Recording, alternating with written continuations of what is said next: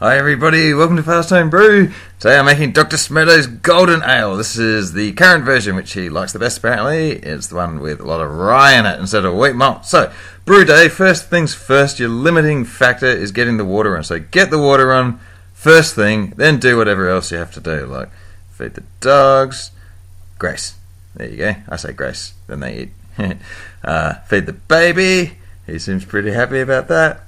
Try and have a coffee while you're getting harassed by these giant clowns in your backyard, and hopefully when all is done your water's up to temperature, 70 degrees. So this needs to mash at 67. It is 55% Maris Otter, 20% rye, 20% Vienna, and Dr. Smurto uses 5% Carabohemian, I think, but I couldn't get my hands on that, so I'm using Caramunich instead, I think. No, caramalt. I don't know, one or the other. So, slow motion. I've knocked the thermometer in the thing, and quick, get it before it sinks. Get it, trapped it with the spoon, and got my thermometer. Averted a disaster again. So let's just see.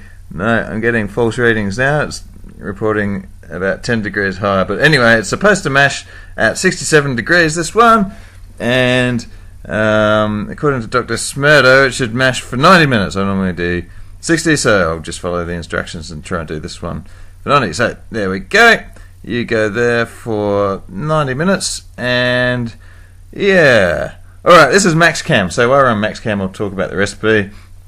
This one has evolved from a kit recipe, which actually made a similar thing to the other week, and then the extract golden ales you've seen me make before are all based on some version of Dr. Smurto's.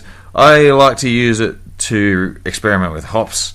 I've probably tried out 10 or 12 different kinds of hops, just using the same base recipe to see what they're all like, varying the hop each time. Yeah, that's about that.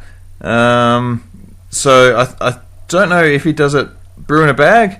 I've had to make some adjustments to my hop schedule. Oh, he uses I forget what kind of. Well, I'll talk about that when I do the hops. This is me giving it a little bit of a stir. I think that's an hour in, so I'm just checking the temperature. Apparently stirring can help with what they call efficiency, so maybe that'll help. I don't know.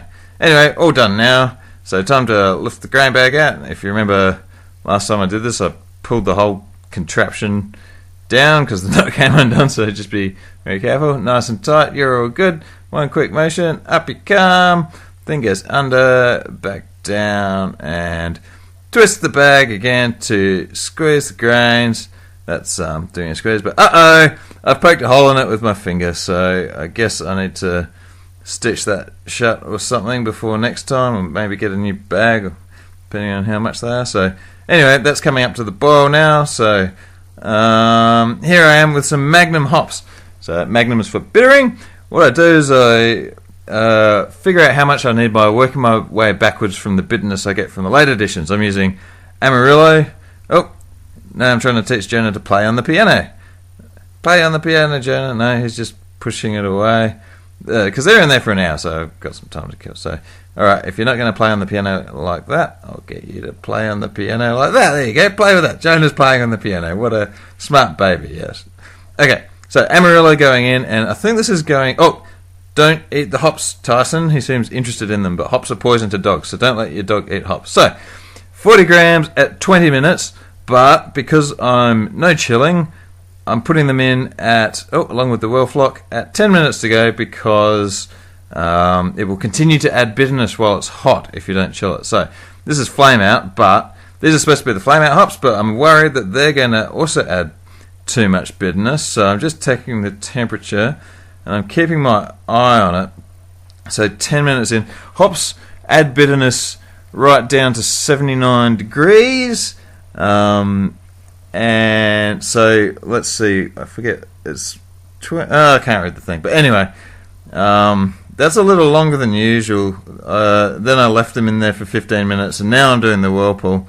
So I didn't want those ones to add any bitterness, so I let it cool down a bit first. So yeah, that's what's going on there. So now it's actually almost 40 minutes since I turned the element off, and there's still bits floating around, as you can see. So that's not ideal. I don't think I'll do it this way again, as you see me sanitize the cube. So anyway, now we're doing that thing. Yep, that looks all good. And hose goes on. Yeah, I had a lot to cover in this one. I don't think I quite got through it all. So if you've got any questions, I think I'm normally pretty good at answering them. But yeah, anyway, draining the last bit. The well flock, I don't know that however I'm doing it is working. It seems to actually clump not quite as well. Anyway, squeezing the air out of my cube. And yeah, so yeast, what do we got? Oh, we got dogs.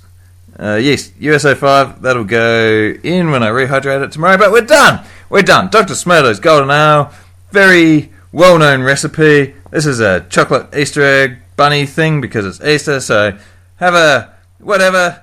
See you later.